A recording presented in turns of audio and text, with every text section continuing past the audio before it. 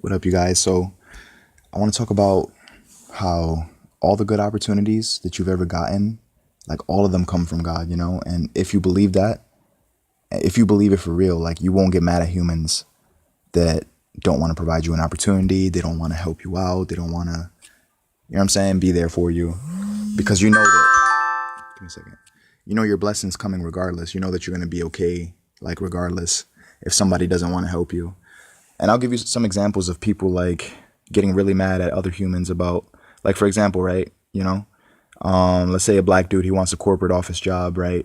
I know there's like racism, and there's actually times where they won't tell you they declined the offer because of your race, but stuff like that happens, for whatever reason, you sign and you put in your application at this corporate office place, and because you're black, you don't get the position, and then that happens, let's say 6 times in a row, 7 times in a row, 10 times in a row. You know what I mean? Like eventually you might end up getting mad at people, but if you keep just believing in God and knowing that your blessing comes from him anyways, you won't get mad at those that don't want to do for you. You know what I'm saying? Like sometimes we have family members that are like, they will be disloyal or whatever. You know what's crazy? Like sometimes you're going to meet people in the street that's your family more than your blood related family. Like they're more your family than your actual family. And then sometimes family don't act like family. And then sometimes like family, they might just want the most from you, demand the most out of you and think that you're obligated to be there for them because you're related. You know what I mean? Like, and there's a scripture in the Bible where Jesus is talking about like whoever does the will of my father, like that's my mother, that's my brother, that's my sister. Like basically saying, yo, if we're not on the same page, we can't ride together. Like, you know what I'm saying? You vibrate at a different frequency. Like I got stuff that I'm trying to do, right? And then you're on to other things that I'm not really interested in. You know what I mean? Like let's say you trying to build an empire, and let's say you're by yourself, right? Maybe you're trying to find motivated people. I don't know, but a bunch of people who's negative and they're pessimistic, that's not people that you would want on your team anyways, and what's crazy? Like sometimes, right?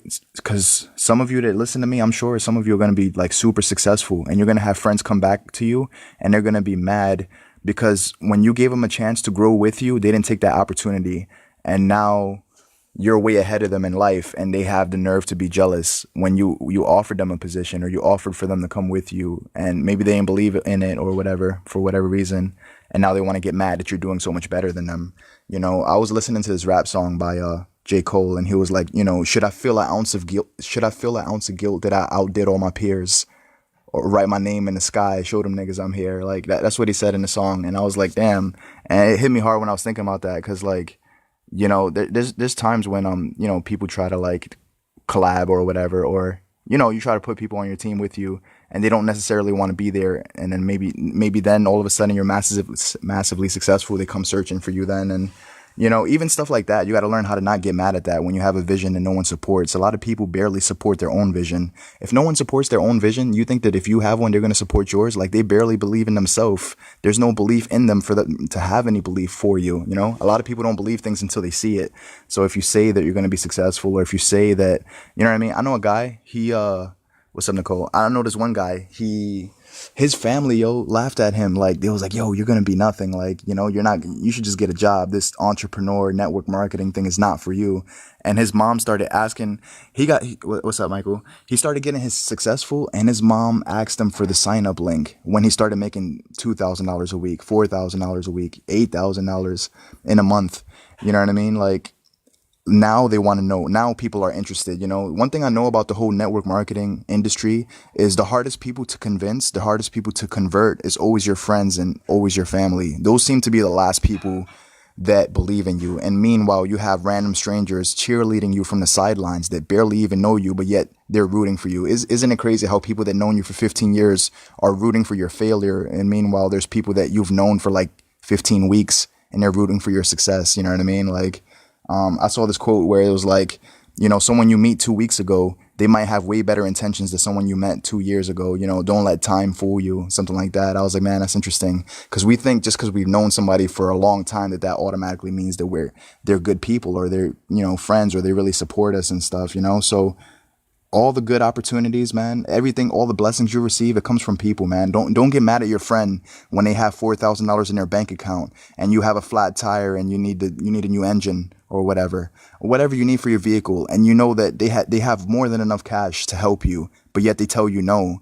Don't even have the temptation to remind them of how many times you did something good for them. Like, really? You don't want to help me? Out of all the times I did this, like, and then you start listing all 15 things that you did for them, trying to like make them feel obligated as if they have to. Don't get me wrong. It would be nice if they helped you out, considering if you did do a lot of things for them. Yeah, it would be nice, but people are not obligated to return your kindness. You know what I mean? Like, just know that any all the kindness you receive is going to come from God. Like, all the blessings you receive is going to, if one human says no, so what? A lot of people are willing to say yes to you or willing to help you out. I see this all the time with insecure artists. You know what I mean? Like, you write a song, you show it to 20 people, 20 people don't like it. You come to the conclusion that your music sucks, bro. Like, how are you going to let 20 people be the whole voice of the entire marketplace? Like, the entire marketplace is 7 billion people. And bro, just because 20 people don't like your shit doesn't mean you don't create good music. It just means it's not appealing to 20 people. Like, I say this all the time, Minecraft is not for everybody. Grand Theft Auto 5 is not for everybody. Like, Mortal Kombat, that game is not for everybody. Street Fighter, but it doesn't have to be for everybody. You know what I'm saying? Like, if you was able, don't you realize how many people are on this planet? Like, if you was a salesman and you were able to convert 0.00001% of the population, you'd be a millionaire. You know what I mean? It's crazy. Like, I hope that gives you an idea of how many damn people are on this planet. And it assures you that you're going to be good. Like, so what if 5 offices said no for you working for them, and the 6th one is probably going to say no. So what? Like, why are you getting so mad that people don't want to do for you? They don't want to be there for you. They don't want to, you know what I'm saying? Like, some people are selfish, for whatever reason. There's things that make people the way that they are. There's things that happen to them that made them feel like they don't like giving out opportunities, or they don't like trying to help, or they don't like, recently I missed out on an opportunity. Some guy was like, I'm not sure if I want to give you an opportunity. I'm like, cool. My blessings don't come from you anyways, dude. It comes from God. Like, what you think, I'm going to be mad? Like I'm going to find a way to make it up, to where I want to be. And I don't give a damn who wants to help me and who doesn't. I don't even have time to be bitter at you if you don't want to, because I don't feel like, because I really practice this. When I wake up in the morning, I really believe you don't owe me shit. You don't owe me.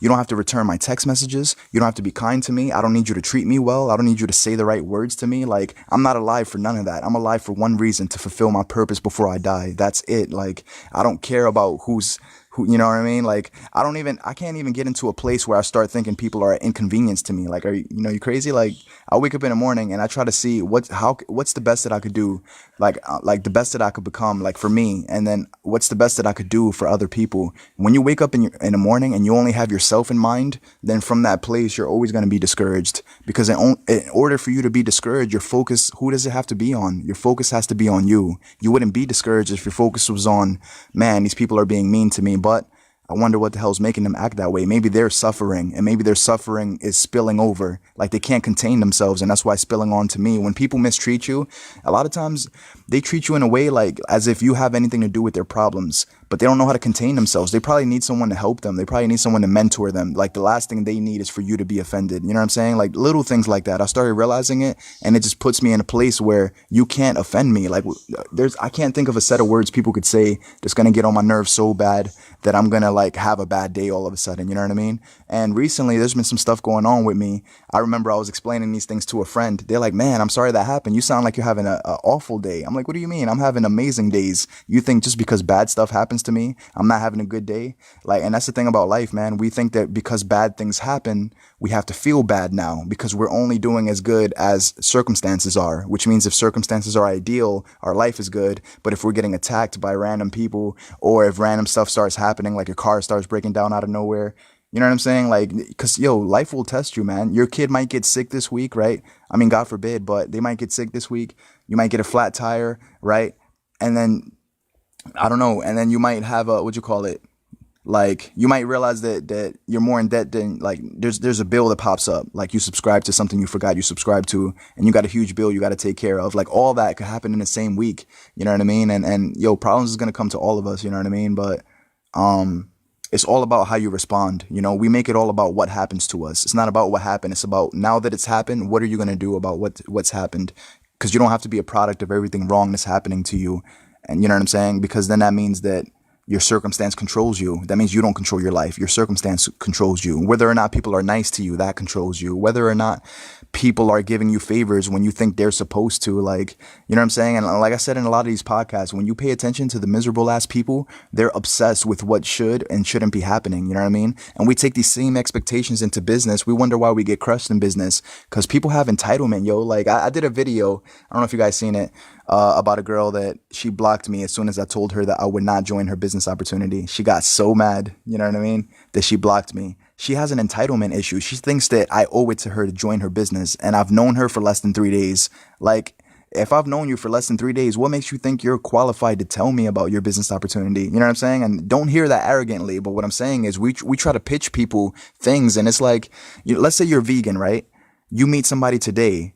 Like, what are you going to do? Try to convert them to veganism today? Bro, you got to build rapport with people. You got to build friendships, relationships. Like, these are the things that people seem to not know. They think they could just convert you today. You know what I'm saying? Like, what's going on, Courtney? And so, yeah, man, like, that's why, like if you are in the network marketing business, like never be mean to your customers, yo. Like the people that say they don't want to join your business, be nice to them, because when they see you crushing it, you start making $4,000 a week, $5,000 a week. A lot of times people who said no, they will join you in business later. Why? Because they know that your business works, because you're a living example that it works. You know what I'm saying? Sometimes you join business opportunities and you think your family and friends should be the first one to join you. They're the hardest people to convert. Sometimes you need to start making thousands of dollars first and let your results do the talking for you. You know what I'm saying? Like, like people make so many announcements, like I'm going to be this and I'm going to be that, and then it's like, but you're like, when people see the life that you're living and the results that you're getting, the life lived speaks louder than the things you say. You know what I'm saying? Like, thank God when Jesus came to this world, he didn't come here preaching a sermon. Like he was the sermon. Like his life was everything that he preached about. You know what I mean? Like if a miserable ass person tries to tell you about happiness, you're not going to think they're qualified to tell you about happiness, because they themselves don't have it. So how are they qualified to tell you? You know what I'm saying? And don't get me wrong, like even foolish people, right? Like there's always a chance that someone could potentially say something wise. So it's good to be a good listener, right? Because even a foolish person could say something that could astronomically change your life if only you train yourself to listen for value specifically. You know what I'm saying? Like, so that's why, I always try to put people in a position where I ask them questions and I try to get them to talk, because I talk to people assuming that there's a chance they might know something that I don't. You know what I mean? And if you know something that I don't, I'm interested to know what that is so I could grow. You know what I mean? And then maybe I could add to the conversation, maybe some things that you don't know. You know what I'm saying? So it's like I'm always trying to position myself to possibly learn something from a person, right? Because at any time I could be right in front of a person that knows everything that I need to learn how to do, right? And I wouldn't know that unless I asked the right questions. You know what I'm saying? And get some thinking, and then they start saying stuff that So I met this one guy, and I remember I was talking to him about music and stuff. He told me that he got a guy that does videos. I was just started asking him questions. I was like, I wonder, He said he got a guy for videos. He knows people that makes beats. He knows people that all these things. And you know what I'm saying? And it just came from me asking questions. And I was like, whoa, like, I don't know. And, and he's into the entrepreneurial, like network marketing stuff. And he started telling me about other stuff, So one thing just leads to another. That's why, you know what I'm saying? What's crazy about life? Sometimes like a lot of nerds, they get disrespected, right? And then they end up, it's like, yo, be careful the nerds you disrespect. You might end up working for them one day. You know what I mean? Like, you might be employed under them, or even worse, like you might want a position at their office and they tell you no because they remember how you treated them years ago. You know what I'm saying? So anyways, a lot of people are going to tell you no. Get used to the word no. You know what I'm saying? Like, if you don't have a sense of entitlement, it's not hard for you to hear the word no. It's not going to bother you because you don't think people owe you shit anyways. You know what I'm saying? Like when I wake up in the morning, I don't think you owe me anything. Like if I'm starting a business, I don't think people owe it to me to join my business. You know what I'm saying? Like if you're an artist, right? And 25 people hate your music, so what? Go talk to 2,000 more people. That's the enthusiasm you got to have, because if you don't, you'll get discouraged by the 25 people that dislike your music as if they're the face of this entire world. Like, it's just 25 people, bro. Like, if there's really 7 billion people on this planet, you know how many other people you could pitch your music to that probably will like it and it won't feel like you're hassling them? Yo, sometimes there's artists or there's people that have a cause that they're fighting for,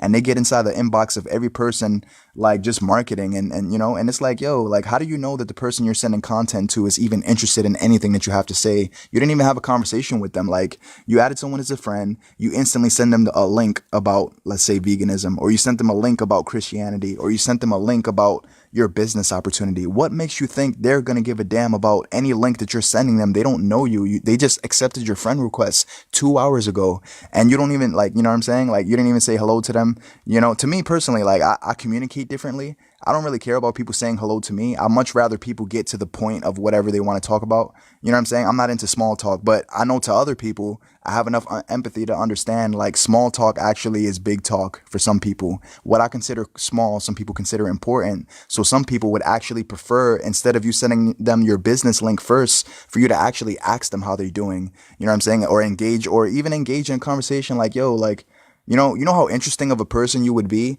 if you add somebody as a friend and you look at their last 5 posts and it's about Jay-Z, and then the first message you send to them is about your favorite Jay-Z song. Don't you know that you're instantly making a connection right there, because you correlated the last 5 things that they said about their favorite rapper, and you just so happen to have, like, you've listened to Jay-Z too, and you know a song that, you could tell them, hey, what do you think about this song? This is my favorite Jay-Z song. Can you imagine if that's the first thing you say to somebody? Like, that's so, like, that's so out the blue. They might actually respond to that. They might be like, whoa, like, man, you're a Jay-Z fan too, man? Yeah, he's awesome. Like, here's my favorite song. And then you start having a conversation about that. And all of a sudden, you don't even talk to them about business. Like, you're just crushing it in life, getting killer results or whatever. And then they come to you because they remember they had good conversations with you. And through you building rapport with people, they join you in business without you ever having to pitch them. The best way to pitch people a business opportunity is to not even pitch them. It's to just get a lot of results, because all the people I see making hella money, that's what they're doing, man. Like,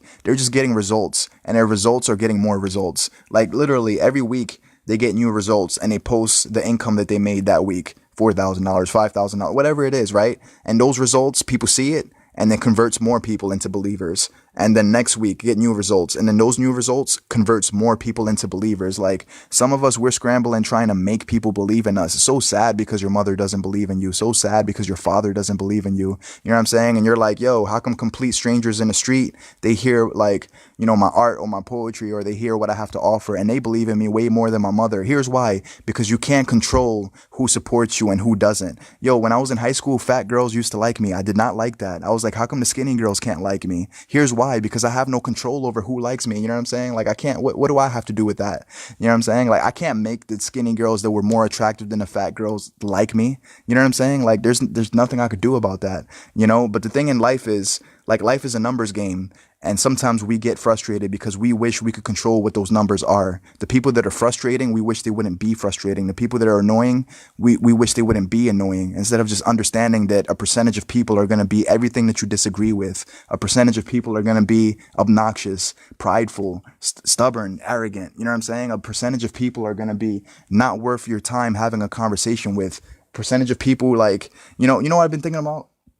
Right? Like, this is not a new concept, but isn't it crazy that we all speak English, but yet very few of us understand each other? You know what I'm saying? Isn't it crazy that when two people get in a room, they both freaking speak English, but one of them might as well be talking Chinese? They might as well be, because when it comes to understanding each other, they don't. They're always assuming that they know what the other person's saying. They can't relate to each other. They put each other down for having a past that's different than theirs. Like, oh, you're going through that? Like, people compare their problems and be like, yo, you think you're going through something? Let me tell you about what I'm going through. And then they try to exalt themselves above the other person as if they're more significant because they're going through worse, and people should have more pity on them, person who's going through more hell. And it's like, bro, like, everybody's hell that is hell to them. You know what I'm saying? Like, when a 7-year-old drops an ice cream cone on the floor and starts crying for 3 hours, that shit is hell to the 7-year-old. Like, to me, I'll just buy another fucking ice cream cone, no big deal. But to the 7-year-old kid, he's like, yo, that was everything to him. You know what I'm saying? Like, and that's what happens when we don't have empathy. We'll tell people, we'll try to undermine their issues as if their issues is not an issue. It's an issue to them until they learn how to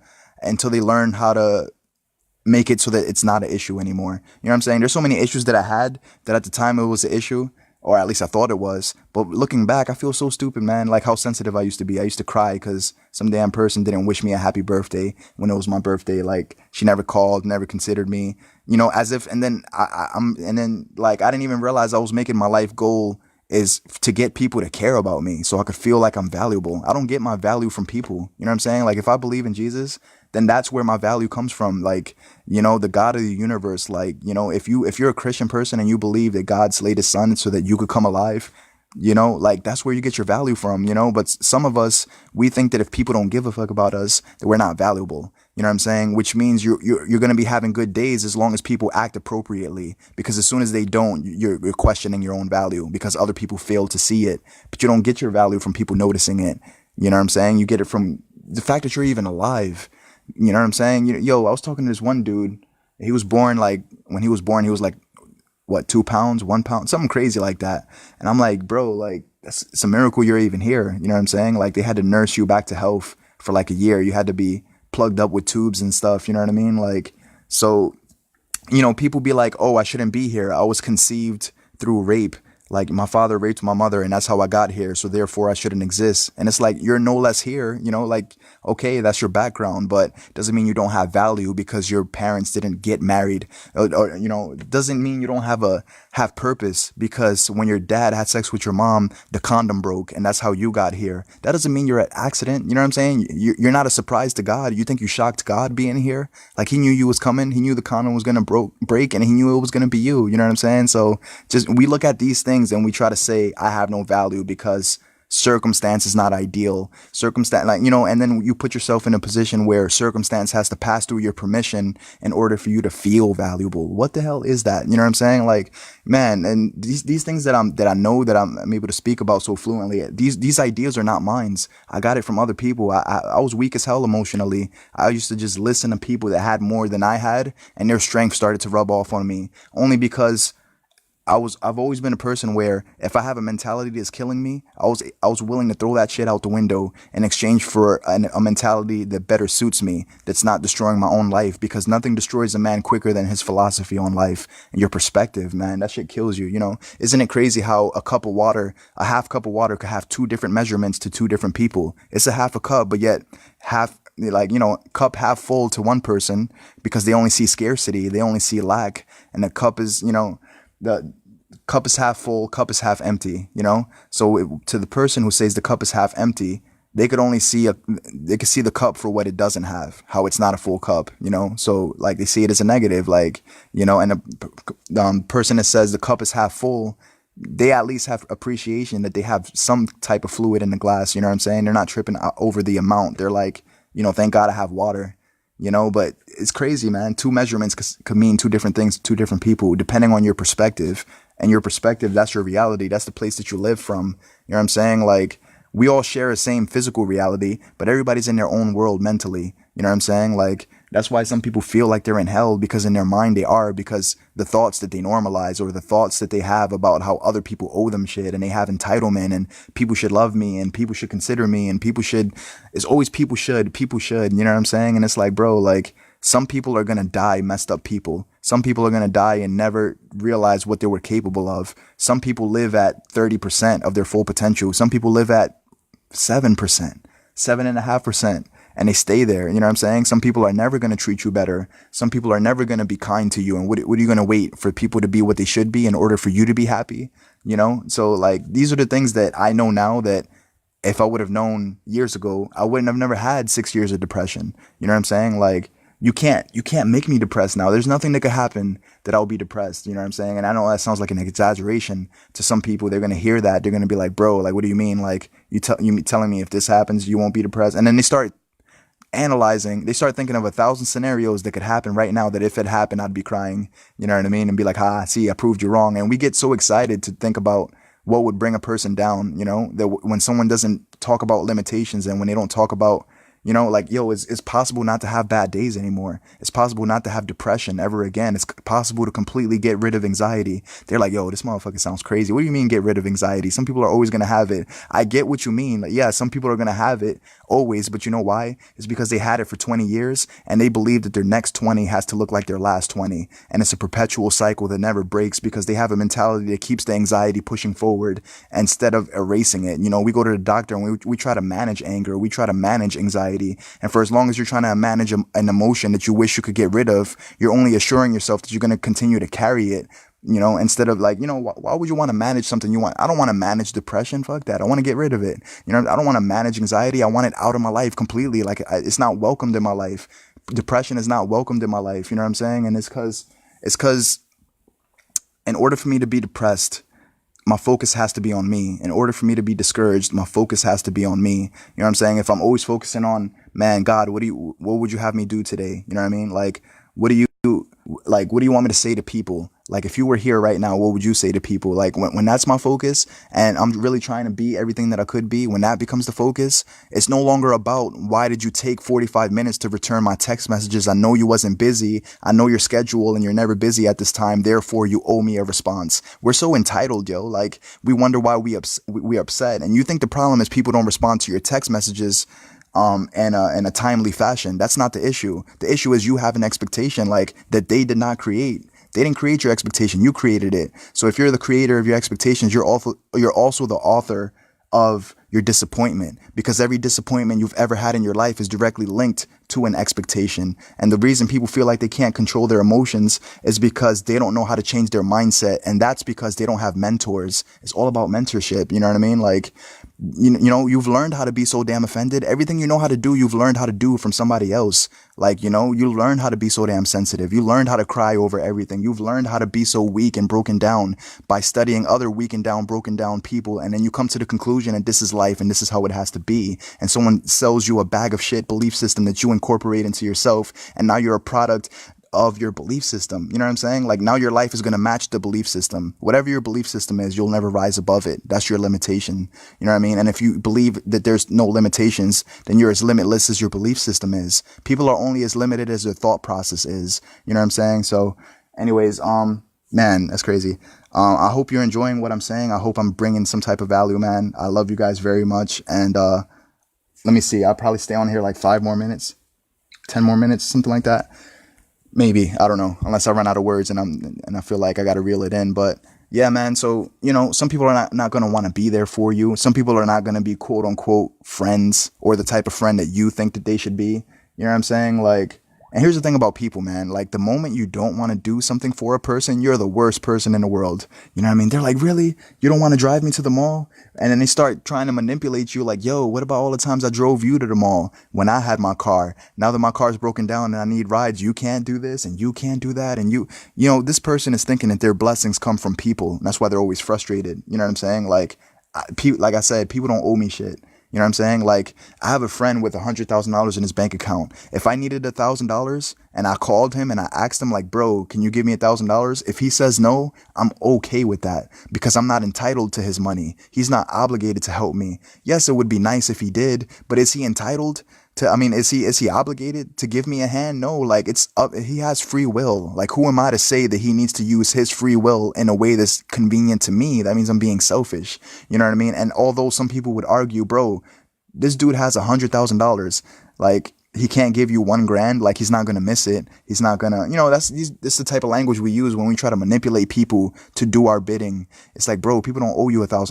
You know what I'm saying? It doesn't matter that they know you for 25 years. You think that you're entitled to their money because of how long you've known them. You know what I mean? And this is why, man, that's what, when I read that quote the other day, it was like, people you met two weeks ago might have better intentions than people you met 2 years ago. You know what I'm saying? Like, I know this one guy, he's a featuring artist. He collabs with a lot of artists. And I don't know if he thinks that his blessing is going to come from collabing with the right people. And that's how he's going to find a way to the top. But it's like, bro, you got to believe in yourself, man. Stop believing that, you know what I mean? Like, if you're a collabing artist, cool, you're a collabing artist. But, don't get mad when people don't want to do a song with you, when people don't want to do a video with you, when people, you know why this person's mad? Expectation, entitlement. This is what I talk about on every podcast, yo, because every human emotion that you're tired of feeling is linked to your entitlement, to your expectation, thinking that other people wake up with you in mind. No one wakes up to please you. No one wakes up to do right by you. You know what I'm saying? Like, and for you to think that it has to be that way, then you're going to infringe upon their free will, as if they're your maidservant or something, as if they're your table waiter, as if, you know what I'm saying, they're your servant. Like, don't get me wrong. It would be incredible if people were more nice, if they were more compassionate, if they were more loving, if they were more giving. But what are you going to do on a day where they decide that they don't want to be that way? And you know why they don't want to be that way? Because they're probably getting their ass kicked by life. And when people are getting their ass kicked by life, like, you think they have any enthusiasm to want to be there for you? Like, they're so discouraged that they ball up in the corner of their room and they just don't want to go anywhere. They don't want to do anything. They don't want to be anything. They don't care that you have issues because they can't escape the hole that they're inside of. And when they're so deep in the hole that they can't even think for you because they're too busy thinking for themselves. You know what I'm saying? They're getting so overran by life that they don't even have anything in them to want to give you anything. You know what I'm saying? And their well is running dry because they're not connected to the source. You know, God is the source. He's an endless river that never runs dry. You know what I'm saying? Like, trust me, like the people, like if your mom and your dad, if they had a relationship with God, they would have never mistreated you, man. Like, you know, whoever raped you would have never raped you if they had a relationship with Jesus. Like, if people were half of what they could be, they wouldn't be everything that annoys you. You know what I'm saying? Like, people have ridiculous potential. And me knowing that, that's why I don't get offended by people, because I know the person is trying to offend me. This is just a mediocre version of them talking to me. Like, that's not even all that they could be. You know what I'm saying? So, like, I only give myself permission to see men for what they could be if they chose to walk out their destiny. You know what I'm saying? And to me personally, Jesus is an example of what men could be. You know what I'm saying? So I just picture, man, what would people look like if they followed him? You know what I'm saying? And in that place, it's not that I'm an enabler. It's not that I enable people to continue being messed up towards me. I have no control over whether or not they want to be good people or bad people. But all I could do is have mercy and kindness and patience, the same patience that God had for me, because I stepped out of covenant with God at least 10,000 times. And every time I came back to God, he says, you know, like he never once said, oh, it's you. You know what I'm saying? I've been trying to get your attention for like 5 years, 10 years, and you want to do your own thing. You want to masturbate all day. You want to hang out with the wrong people all day. You want to do this all. He never once held my past against me. You know what I'm saying? Because like, love is patient. Love is kind. It doesn't take an account of a suffered wrong, which means it doesn't have a notebook or a bunch of journal entries of every time that someone offended you. You don't keep that list, because in that place, if you do that, then you're not loving the person. You're holding an account of a suffered wrong, which means you can't possibly love them, because you're holding them so accountable for the things that they did to you, and you feel like they should have known better. You know what I'm saying? And in that place, you can't have any mercy for them. You can't have any grace for them. You can't have any compassion for them, because you're too busy seeing them at face value instead of seeing men for what they could be if they chase their destiny. You know what I'm saying? And then you're always going to be offended by people. You're always going to have a bad day. Because you see people for face value. You know what I mean? And you're so disgusted by people because that's all you could possibly see. You think that people are limited to what they are now. Like, yo, I'm 28. I live at my mom's house. I've never had a job. You know what I'm saying? You know how many people try to get on me about that? Like, as if I don't have no potential. It's fine though. Like, I'll let people talk because it's fine. Like, you know, like situations going to improve eventually, but like, you know, people are going to see me for face value, and they're going to judge me accordingly. And I'm okay with that. I'm okay with people judging me, because I don't give a fuck about their opinion. You understand? Like, you know what I'm saying? Like when you care about people's opinion, it's going to bother you that people judge you. It's going to bother you that random people judge. Why do you care that random people judge you? You don't even know these random ass people judging you. You know what I'm saying? Like they mean nothing to you. You know, you've never had a conversation with them. Like, and some people are just going to judge. Like, life is a numbers game. A percentage of people are judgmental as hell. Percentage of people, you know, like, are just like me. They only know how to see you for what you could be. A percentage of people you're going to get along with. Some of them not. You know, some of them are for a reason. Some people are for a season. You know, sometimes we get those two things confused. You think that someone came for a reason, and they really only came for a season. Like, some people come into your life for 6 months and you get so attached to them. And the only purpose that they had in your life is teaching you how to let go. So when they left and you're like, damn, we've been so tight for 6 months and now they're ignoring me. Now they're neglecting me. They came to teach you how to let go of things that don't matter. You know what I'm saying? It would be nice if we kept all our relationships to our grave. But how often does that happen, man? Like, people turn their backs all the time. You know what I mean? What are you going to do? Fall apart every time someone doesn't want to be your friend? You know what I'm saying? As if they're obligated to be by your side until their grave, until they're dead. And even though that's what they said, you know what I mean? Like, you're putting your hope in man. You're putting your faith in man. Like, and then you start saying stuff like, man, people say one thing and do another. No one keeps their word. No one ever does this. And it's like, are you new? Are you new to this planet? Like, are you shocked that people don't keep their word? Like, I know that's a rarity. You know what I'm saying? Every time someone gives me their word, I'm like, all right, let's see if it happens. I'm not mad at the person. I'm not like waiting for them to fail so I could be like, ha, you're just like everyone else. But I just know, man, like, you know, that's why there's a scripture in the Bible that says when you announce that you're going to do things, make sure you say, God willing, at the end of it. Because you might not even live to do the thing that you want to do tomorrow. You know what I'm saying? Like, it might not even happen at all. Or your plans, like what actually happens might not go nowhere near what you planned for it to be. You know what I'm saying? So, I don't know, man. So people, even the most disgusting, disrespectful, obnoxious people, they have ridiculous potential too, man. And they could be so much more than what they are. But the problem with them is they're being molded by their injustice. They're being molded by the bad things that are happening to them. And they're a product of everything bad happening to them. And they don't know how to be a product of what they prefer to be. You know what I'm saying? They don't have any role models they look up to. Their role models are on the TV screen, like people in Hollywood. You know what I'm saying? Like, so yeah, man. Anyways, give me a second. Um,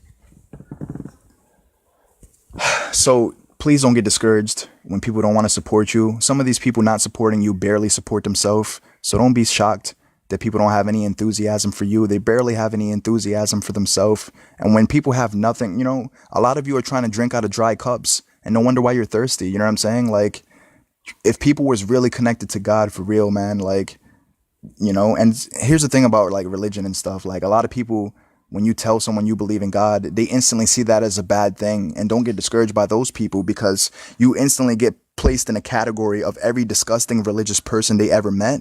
And you're just the same as all of them until you prove yourself otherwise. You're basically guilty until proven innocent. You know what I mean? Because there was this girl who went to church. She had purple hair. And within 10 minutes of her being there, some guy's like, yo, does the Lord want your hair to be purple?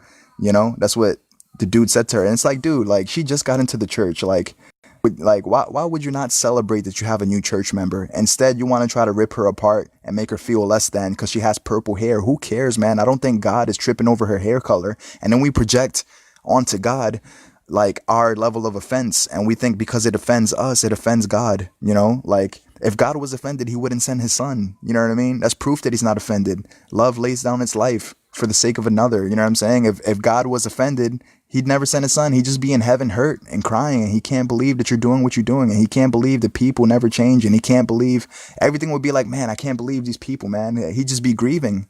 Like, you know what I mean? Like, and there's no offense in love. Love doesn't take offense. You know what I'm saying? Because love is all about the sake of another, trying to do right by other people. You know what I'm saying? So, yeah, man. So these are just, some of the things that I've been learning, some of the things that really keep me grounded mentally to the point where when bad things happen, I don't feel like I'm having a bad life because bad things are happening. I don't care that bad things are happening because I know the storm is coming to everybody, to the foolish man and to the wise man. You know what I'm saying? And, there's a scripture in the Bible that says, count it all joy, my brothers, when you're met with trials of different variations, for you know that in these trials, it's going to produce steadfastness and patience, and you will be perfected by love, lacking nothing. So it literally means count it all joy. Get excited when the problems come because the problem is going to shape you into who you were created to be.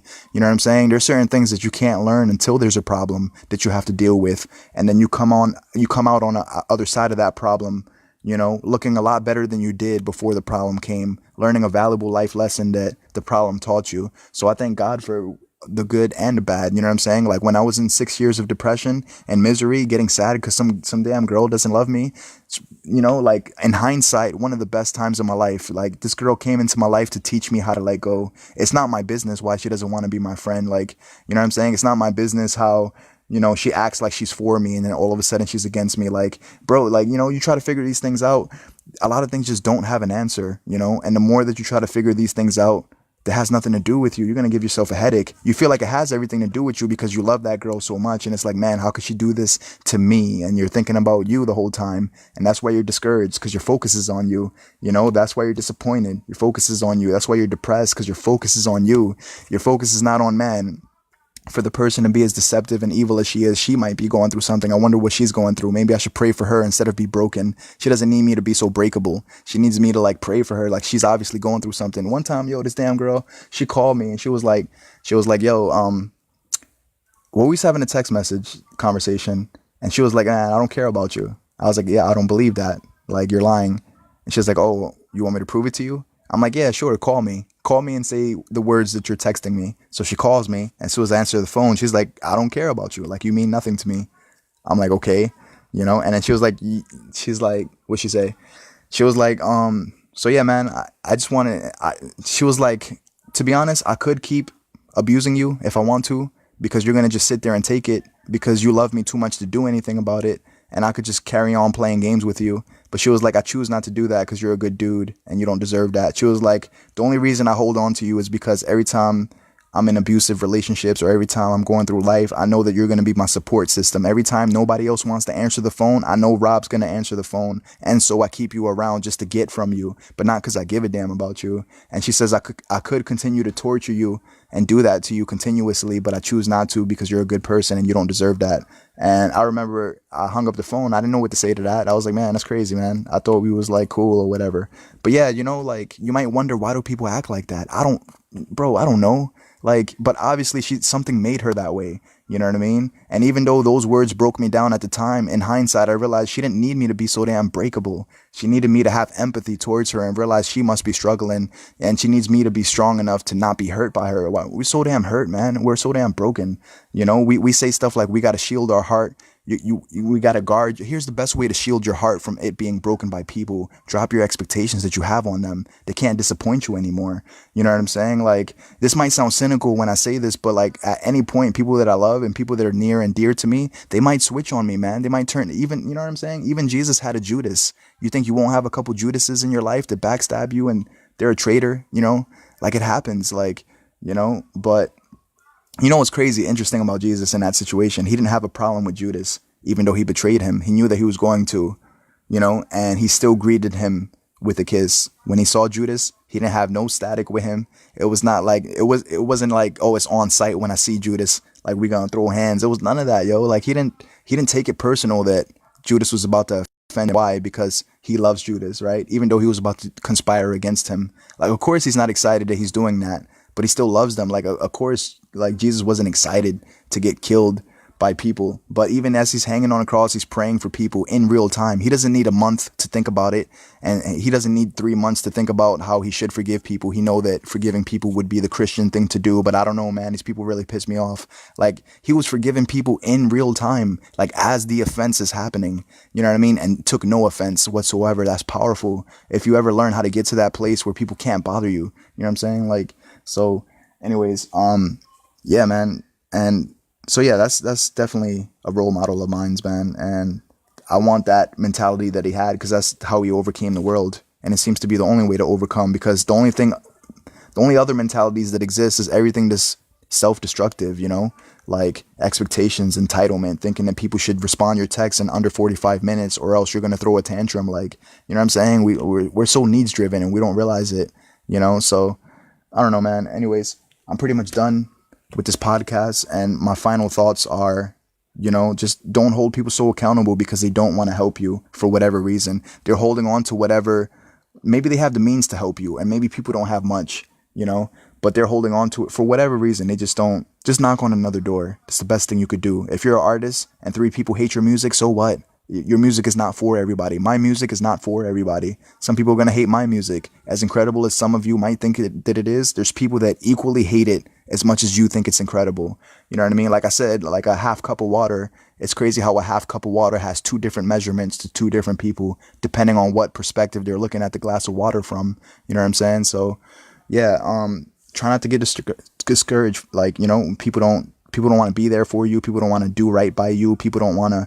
Try to have empathy for the person and realize there's something making them that way, and be more curious as to what's making them that way, and seeing if you could be a solution to the problem, instead of being so broken and offended that now you take that offense that you have in your heart and you start throwing poisonous words at them because you feel like they owe you something, because you feel like they're not being a good friend. You know what I'm saying? And maybe they need you to be a good friend and not be so damn sensitive, where everything is about you and everything is about how they're violating or they're infringing upon you or they're violating the unwritten code of, like when you're a friend, you're supposed to conduct yourself in this matter. And it's like, says who, man? The only reason you're upset is because they're an inconvenience to you, because they won't give you what you think you're entitled to. And you're not entitled to shit when it comes to other people. You know what I'm saying? Like, people give you what they want to give you. Like, God loves you because he wants to. God loves me because he wants to. I'm not entitled to God's love. Everything I get from God is because he wants to bless me. You know what I'm saying? And the same thing when it comes to the things people give you. No one's obligated to give you anything. And that's where a lot of disappointment comes from, thinking that it should be a certain way and being so obsessed with how it should be. Then when things don't go according to our preference, we just get crushed by life, and then we don't know how to adapt. Be more obsessed with being an adaptable person than you are obsessed with drawing a line in the sand and saying that life absolutely has to be this way. That's why a lot of vegan people are frustrated, man, when they try to tell people about veganism and people are like, nah, man, like I like Philly cheesesteaks, I like sandwiches, I like chicken, and it pisses off vegans. Like they're like, not all of them, you know, some vegans actually know how to control their temper, which I'm impressed with, but a lot of them is like, yo, like it's almost like on site when someone says something like, man, I'm going to be eating meat all my life and I don't give a damn if you don't like it. Like, yo, I had someone, last thing I want to say, man, you got to learn how to deal with people that say things like this. I had a guy tell me the other day, I don't know how this conversation came about, but he was like, man, you know what? Jesus could suck my left nut and God could suck the right one, you know? I didn't get mad that he said that. I understand he's offended by religion. Like, you know, like, because I understand the atheist perspective. If God is real, where was God when I got raped? Where was God when my brother had committed suicide? Where was God when, you know, Africa's starving? Like, what about those damn people? Like, how come God doesn't get off his ass and help people? He just sits on the throne all day and does nothing. Like, you know what I mean? That's what people, that's how they feel. They're offended. You know, they feel like the world should be good, you know, and they don't even realize the fact that they desperately want the world to be good, you know, like that's proof that, you know, like that there is a, you know, what you call it, an ordinate, what's the word? I can't think of the word that I'm trying to say. But like there's a religious like construct of the way that the world is supposed to be, the way that men are supposed to live, the way that men are supposed to perceive life, you know, because there's many ways to look at life, but there's not many ways to look at it optimally. You know, there's not many healthy ways of looking at life. There's many self-destructive ways of looking at it. You know what I mean? So, yeah, man. So, like, when I meet atheist people that say Jesus could suck the left nut and God the right one, I'm not mad at these people because I understand that they've been through something that's making them hate anyone who's religious because they feel like the only person who could have did something to save them did nothing for them, and they're offended by that and they want nothing to do with religion because and you know the crazy part is if they ever became religious, they take that same mindset into it and they become a self-serving, self-seeking person, and they're still getting offended by God even though now they have a new belief system and they believe in him now because they go to God for what they could get out of him as if God is their table waiter, and they don't realize that he's not. You know what I'm saying? Like, you know, God wants you to like, you were created in God's image, which means you were created to be love. God is love. So you're supposed to be like him. You know, you were made in his image. So which means you're supposed to be love. You're not supposed to be a vacuum. You're not supposed to fall apart when you fail to receive love from others, an emotional liability to everybody around you. That's the fall of man. You know what I mean? Desperately needing each other so badly that we don't know what to do with ourselves if other people are not seeing us right and doing us right. That's idolatry. You know what I'm saying? And you know, like, yo, because I really believe when God created Adam, he was perfect by himself. And I don't think he created Eve because Adam was lonely. It's just that, you know, like, you know, God, like Adam represented the fullness of God in man. You know what I mean? And God reached into the fullness of himself in man and pulled out the woman. Like, he didn't make another lump of clay. Like, they were already one, you know, and then two people were supposed to form together and create a stronger one. You know what I mean? And they, you know, they were meant to, like, I don't think they were meant to have insecurity and identity crisis and low self-esteem issues and how come you're not doing this and how come, you know what I mean? But what's crazy is if you guys ever go back and you read Genesis, as soon as they ate from the tree of forbidden knowledge, they started lying. They started having shame. Like, they realized they were naked. They hid themselves in fig leaves, hid in a bush away from God. Like, they didn't behave that way before. You know what I mean? They started lying right away. God says, what have you done, Adam? And the first thing Adam says, it's the woman you gave me. Basically saying, God, if you didn't create the woman, maybe I wouldn't be sitting here deceived. Like, it's your fault. God should have never created the woman. Like, I would have been okay if she wasn't here. You know, he looks at Eve and she passes the blame too. Like, yo, it's the devil's fault. Like, he tricked me, you know? So even back then, it was always somebody else's fault while they're a mess. And tell me that doesn't look like life right now. Everybody's always blaming somebody else. Like, when I was in 6 years of depression, it's not that girl's fault that I was depressed. It's the mentality that I had that I accepted as being normal. It's that sense of entitlement that I had, the expectation that I had, thinking that she owes me something, like she should be considerate or loving or compassionate, which she doesn't owe me any of that. You know what I mean? Like, if she chooses to love me and be compassionate, return my text messages, it should be because she wants to, and not because if she doesn't, she knows that I'm going to be pissed off. Because, you know, I'm like indirectly manipulating her, you know what I'm saying? Being that way, like functioning in such a manner where I need to get a response out of her or else. Like, what is that? You know what I'm saying? Like, And like the mentality that I have now, it's gonna make it so all my relationships are gonna be healthy, all of them, because I don't need anything from any of you. I don't need your kindness, I don't need your compassion, I don't need none of that. It'd be cool if I get it, but if I don't, like, if I get it, praise God. If I don't, praise God. Either way, my life continues.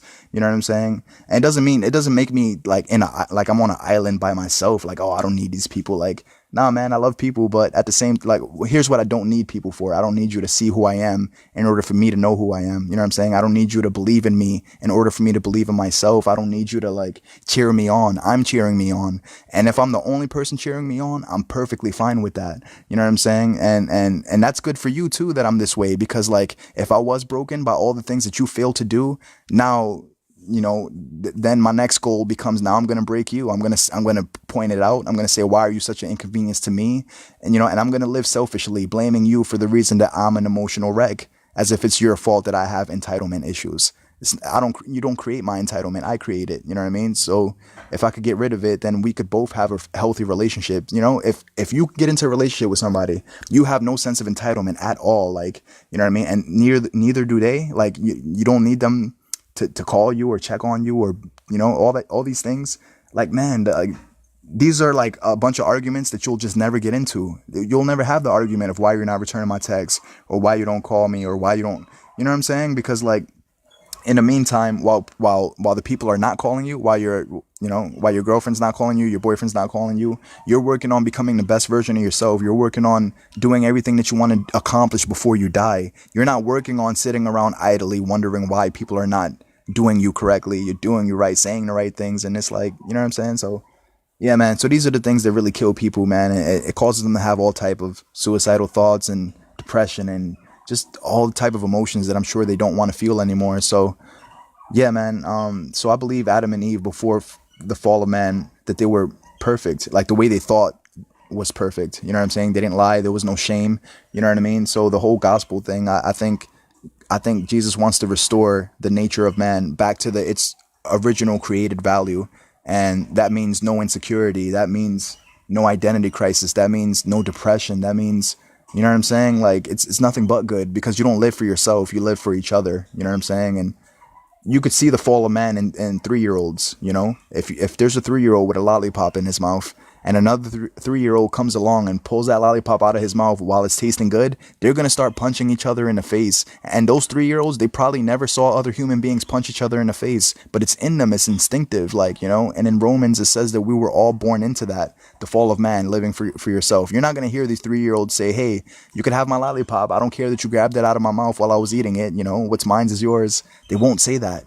You know what I'm saying? Because that's not natural to them, and that's why the Bible talks about like being born again, and there's a lot of things I didn't understand with the whole baptism thing. Like, because when I got baptized to go to heaven. That's it. I didn't care about people. I didn't care about you. I didn't care about any of these listeners on this podcast. You know what I'm saying? I just cared about securing my one-way ticket to heaven, and to heaven with me and to hell with everybody else. Basically, that was my mentality. And I lived so shallow, and it was nothing.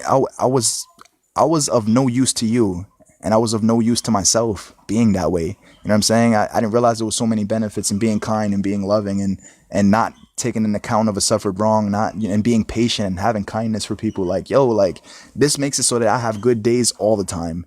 You know what I'm saying? Like, I could give you an example. Like, I tell this story sometimes, but there was a cashier who didn't really say good morning to one of my friends, and my friend reported them to management because the person was like, my friend was like, hey, if you're going to have a bunch of uneasy looking like employees, they should work in the back. Like, they shouldn't cash out at the line. Like, these should not be the last people that I see before I leave the store, because it disappoints me. You see how he's thinking for himself? He's not thinking about, dude, it's Walmart. Who the hell is excited to work at Walmart? Like, nobody wakes up in the morning and says, my life goal is to work at Walmart. You know what I'm saying? So automatically for me, I have empathy for these people. I understand that they're not where they want to be in life. Walmart's not an exciting place. And it might sound like I'm making their actions correct. Like, oh, you're justifying them not saying good morning to the customers. No, I'm not justifying that. But what I'm saying is, if they don't say good morning, I don't know what they're going through. I don't know if their mother died this morning, or their father died this morning, or both of them died in the same accident this morning, and they're barely trying to hold themselves together But none of that matters when I'm thinking for myself, because my mentality is going to be, I don't give a damn what they're going through. I need to report them to management because they failed to smile at me and say good morning. You see what's wrong with the world? You know what I'm saying? It's all about self. And in that place, it's nothing but misery. You know what I'm saying? Like, if you put metal in a microwave, you're going to destroy the microwave. Read the manufacturer's handbook on a microwave. If you live for yourself, you're going to destroy your own life. Like, read the manufacturer's handbook about life, about your life, and you're going to destroy your own life living for you, and you're going to make it everybody else's fault while you're a mess. Just like Adam, when he said, God, like, it's your fault. Like, I'm deceived because you gave me a woman. Like, it was the woman you gave me, God. I would never be deceived if you didn't create the woman. Just like Eve, when she was like, oh, well, she passed it on to the devil. Like, he tricked me. He influenced me. He said this. You know what I mean? And that's what deception looks like. If there's ever a reason why you're not doing okay, and you list a bunch of human beings, and they're the centerpiece to why you're not doing okay, they might as well be Lord and Savior over your life, because they're basically pottering you. They're the master potter, and you're the clay, and they're pottering you. They're deciding how you feel today. You know what I'm saying? It's up to them if you have a good day, because for you to have a bad day, all they got to do is mistreat you, and now your day is bad, because you're alive to be treated well. You see what I mean? And that's the trap. So I hope that I'm making a lot of sense, and that you get what I'm saying. And I hope that this is beneficial to listen to, man. I don't want you guys to have bad days. And I don't have much more to say, and something's telling me to reel it in now. So yeah, man. So I look forward to seeing you guys on the next podcast, and take care, man. See you on the next one.